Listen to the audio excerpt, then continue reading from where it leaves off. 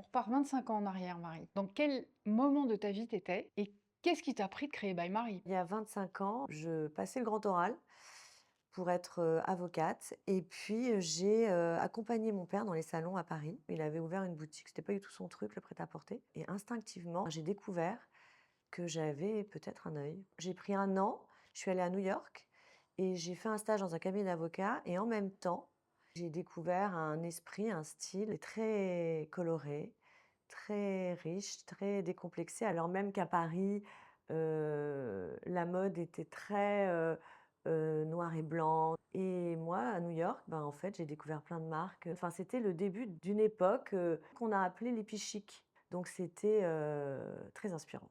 Et puis après quelques années d'exercice d'avocat, je me suis lancée et j'ai, vécu By Marie, à fond. La première boutique, c'était où?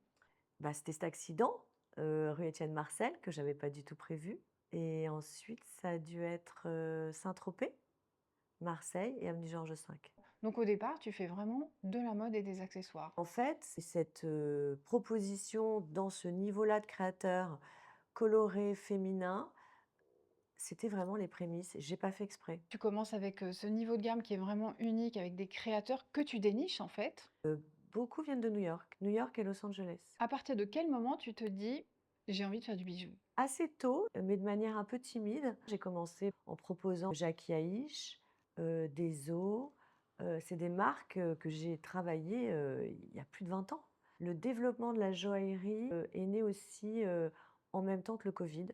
Je crois que j'ai eu envie, c'est étonnant, mais de prendre des risques à ce moment-là et en même temps un risque mesuré parce que je trouve que le bijou, c'est une valeur refuge qui, s'intègre dans une histoire de transmission de génération en génération. J'ai trouvé que ça avait du sens et en fait, j'en avais envie. Qu'est-ce qui t'attire vers une marque en fait? Il y a vraiment un travail de sélection, de curation dans l'ensemble des choses que je vais voir, d'aller en extraire ce que je pense être le plus intéressant, le plus désirable, le plus novateur. Voilà, c'est d'aller trouver une singularité qui, en fait, au moment de la rencontre, va me faire vibrer.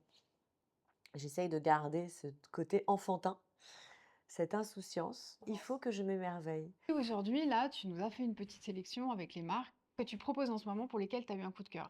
Est-ce que tu peux nous parler de ces marques? On peut parler de Marie Lichtenberg en premier lieu. On peut parler vraiment d'une créatrice qui a une vision. Et c'est vraiment le talent de Marie, d'être à la fois créative et d'avoir une vision complète du bijou, de ses créations et de son image. Et elle incarne. Elle est allée vers l'excellence. Là, on a une pièce, voilà, avec son loquette. Alors évidemment, je vous ai pris le M, hein, parce que je m'appelle Marie aussi. Voilà. On a aussi, Céline Mouzana, franco-libanais, joaillier engagé, amoureux de la liberté et plein de fantaisie. Ma collaboration avec lui est très belle aussi puisqu'il me laisse la liberté de pouvoir commander des pièces exclusives pour By Marie. Donc par exemple, il est voilà, des gros serpents. Donc nous qu'est-ce qu'on fait? On le propose en petits serpents, voilà.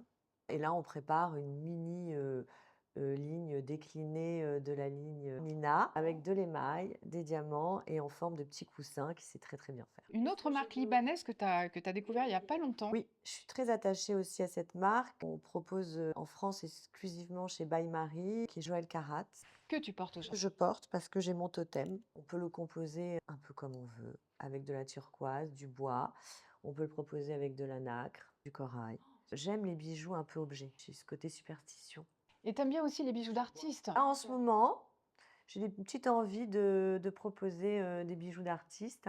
Donc, voilà, tout n'est pas complètement finalisé, mais je vais avoir quelques petits bijoux d'artistes avant Noël.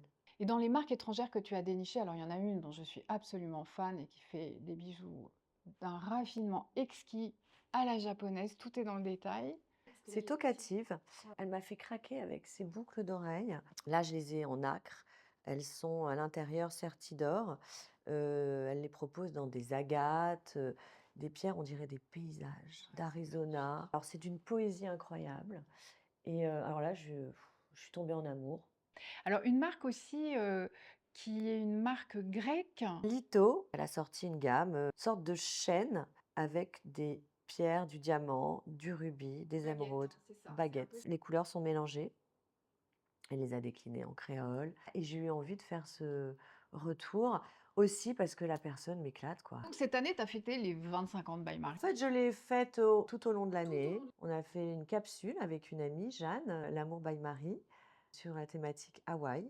On a un Charms de Marie Lichtenberg, un Charms avec violette, avec Monoki, une exclusivité d'un bijou en or et en argent et en rubis, parce que j'adore le rubis, qu'on va proposer avant Noël.